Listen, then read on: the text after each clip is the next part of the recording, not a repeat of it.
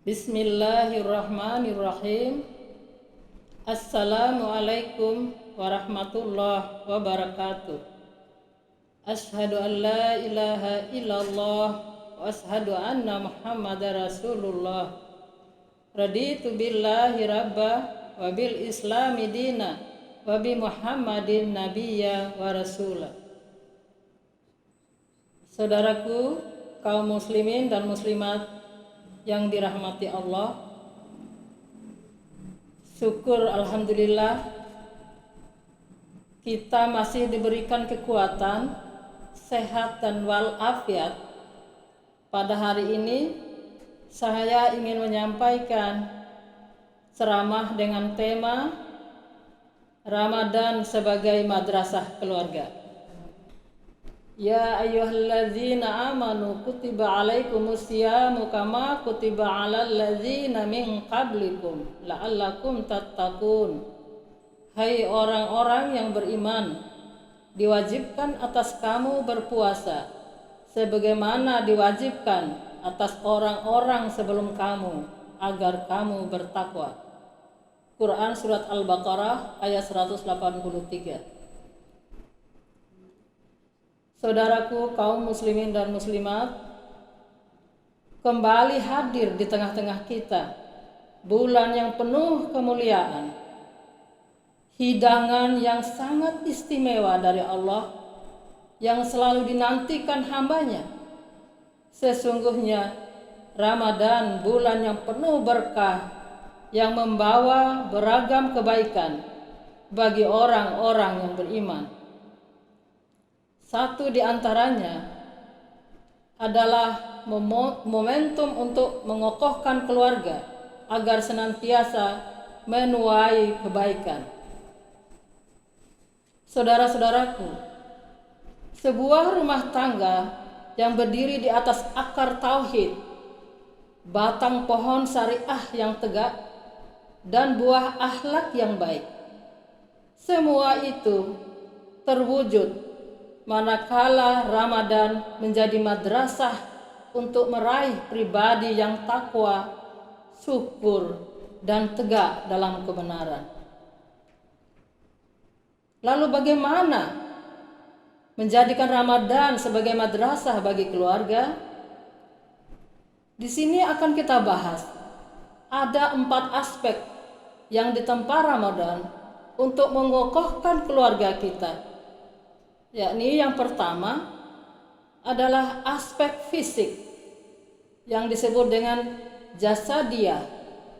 Yang kedua adalah aspek sosial yang disebut dengan ijtimaiyah.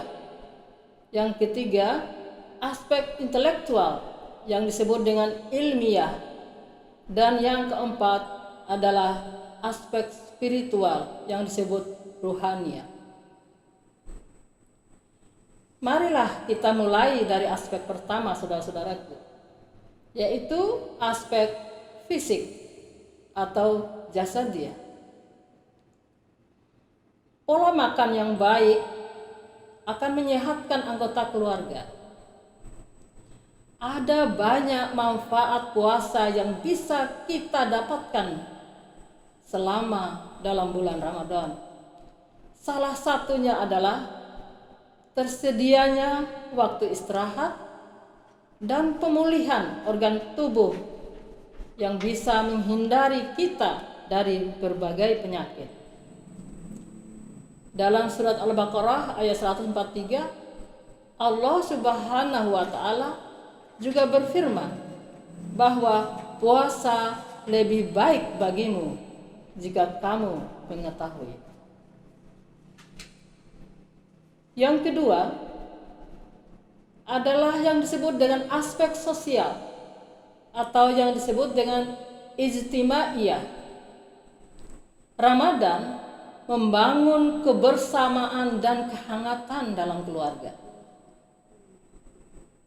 Seorang ayah atau ibu yang bekerja di luar sana berupaya untuk pulang lebih cepat ke rumahnya agar bisa segera berkumpul dengan keluarga. Ibu dan anak bersama-sama menyiapkan hidangan sahur dan berbuka, lalu menikmati hidangan bersama, itu akan memunculkan kehangatan di dalam keluarga. Keluarga yang baik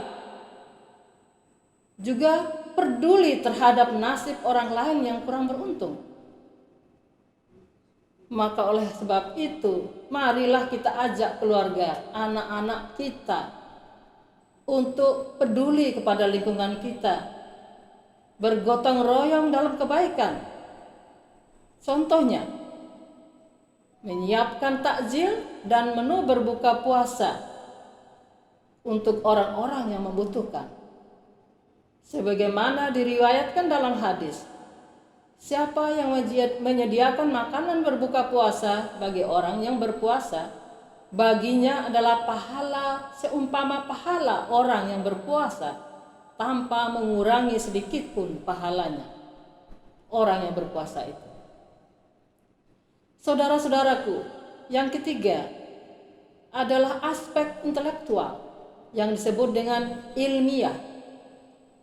Ramadan dapat membangun iklim keilmuan dalam keluarga.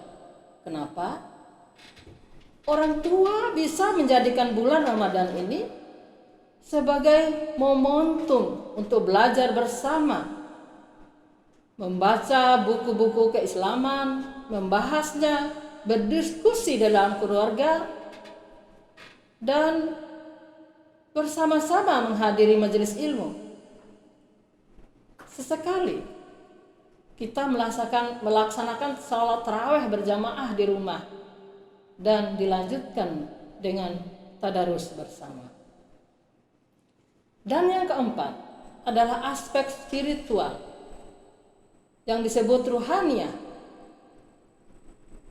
Aspek inilah yang paling utama, saudara-saudaraku, di mana Ramadan menanamkan keimanan dan kecintaan kepada Allah Subhanahu wa Ta'ala. Pada momen inilah kita bisa saling menopang dalam keluarga untuk meningkatkan keimanan kepada Allah. Momen untuk mendisiplinkan diri dalam ketaatan dan amalan-amalan keseharian. Juga momen bagi orang tua untuk menjalankan misi penguatan iman sebagai jantung keluarga. Puasa dan ibadah sunnah lainnya kita harapkan akan menghadirkan Allah Subhanahu wa Ta'ala kepada setiap sikap, kata, ucapan, dan perbuatan dalam merangkai dan mengeratkan harmoni keluarga. Akhirnya, orang tualah yang akan bertanggung jawab mendidik dan melindungi keluarganya dari segala kerusakan dan penderitaan yang mendera, sebagaimana firman Allah dalam surat At-Tahrim ayat 6. Ya ayyuhallazina amanu qu anfusakum wa ahlikum nara. Wahai orang-orang yang beriman, peliharalah dirimu dan keluargamu dari api neraka. Semoga tempaan Ramadan yang akan mengokohkan keluarga kita semua hingga berhasil mewujudkan keluarga yang rabani dan adabi. Amin ya rabbal alamin. Demikianlah yang bisa saya sampaikan pada kesempatan ini. Semoga akan bermanfaat buat kita semua, terutama untuk diri saya sendiri. Wabillahi taufiq wal hidayah. Wassalamualaikum warahmatullahi wabarakatuh.